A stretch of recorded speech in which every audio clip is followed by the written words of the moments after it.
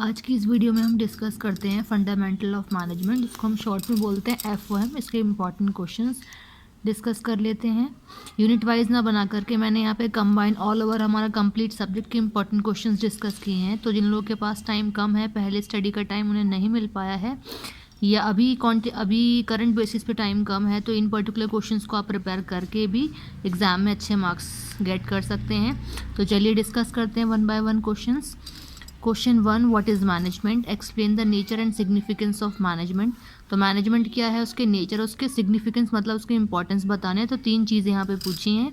Next question है हमारा define motivation, describe the Maslow's hierarchy of needs. कह रहे हैं कि मोटिवेशन क्या है, और जो मोटिवेशन की काफ़ी सारी थ्योरीज दी हैं उसमें से एक थ्योरी पूछी है मास्लोज नीड हायरार्की थ्योरी, तो ये आपको एक्सप्लेन करनी है। नेक्स्ट क्वेश्चन है what do you mean by organisation, organisation क्या है और ऑर्गेनाइजेशन कितने टाइप्स के होते हैं वो पूछे हैं। एग्जाम में ये क्वेश्चन मोल्ड होकर के ऐसे भी आ सकता है कि सारे टाइप्स ना पूछ कर किसी भी एक टाइप को दे दें, चाहे वो लाइन ऑर्गेनाइजेशन हो और चाहे line and staff organisation. Types देखिए इसके और भी हैं, बट मैंने यहाँ पे 2 ही टाइप इसलिए दिए हैं क्योंकि एग्जाम में जब भी स्पेशलाइज्ड कर करके पूछा जाता है तो ये ही 2 टाइप्स पूछे जाते हैं।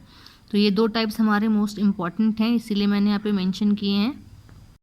Next question is question 4, what do you mean bye delegation of authority. तो डेलीगेशन ऑफ अथॉरिटी क्या है, अथॉरिटी होते हैं हमारे अधिकार, डेलीगेशन का मतलब टेम्परेरी बेसिस पे अपने अधिकार किसी को दे देना, is known as delegation of authority. Next question 5, define leadership, leadership क्या है और लीडरशिप के टाइप्स क्या हैं। कभी कभी क्या होता है टाइप्स ना पूछ कर क्वेश्चन में पूछा होता है स्टाइल्स ऑफ लीडरशिप, तो क्या है types and styles both are same, है ना, तो कन्फ्यूज़ नहीं होना है। क्वेश्चन 6 है एक्सप्लेन साइंटिफिक मैनेजमेंट।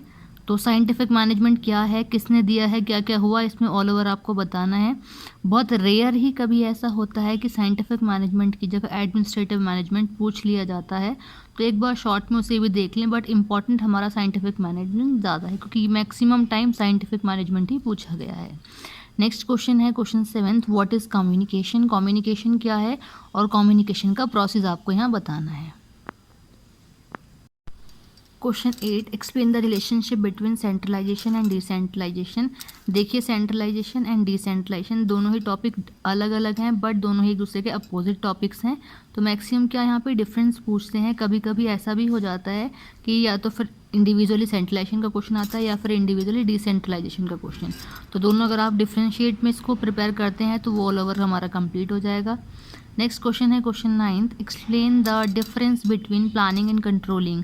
तो प्लानिंग एंड कंट्रोलिंग अगर पूछते हैं तो मैक्सिमम डिफरेंस ही पूछते हैं, इंडिविजुअल क्वेश्चन आपका बहुत रेयर आता है। क्वेश्चन 10 है describe the process of decision making.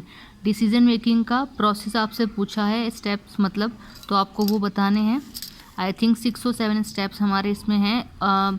Decision making के प्रोसेस की और प्लानिंग के प्रोसेस की मैं वीडियो भी ऑलरेडी अपलोड कर चुकी हूँ, जिसको ना समझ में आए वो देख सकते हैं वहाँ पर। Question 11, explain the 14 principles of energy fuel. Exam में ये क्वेश्चन 14 प्रिंसिपल्स ना कह करके पूछ सकते हैं कि एनर्जी फ्यूल के प्रिंसिपल्स बताइए, तो वो आपको देख लेने हैं। क्वेश्चन है हमारा 12, लास्ट क्वेश्चन है what do you mean bye planning. Planning क्या है और प्लानिंग का प्रोसेस क्या है। तो डिसीजन मेकिंग एंड प्लानिंग, ये हमारे 2 क्वेश्चन बहुत इंपॉर्टेंट है, इनका क्वेश्चन एग्जाम में आता ही आता है, और दोनों ना आए तो कम से कम एक नए क्वेश्चन तो पक्का पूछा जाता है। तो ये हमारे ऑल ओवर जो मैंने सब्जेक्ट यहाँ पे कवर अप किया है वो 12 क्वेश्चन में ही कवर कर लिया है। तो मे बी आपके पास एग्जाम के लिए इतना टाइम तो होगी, आप ये 12 क्वेश्चन प्रिपेयर कर लें।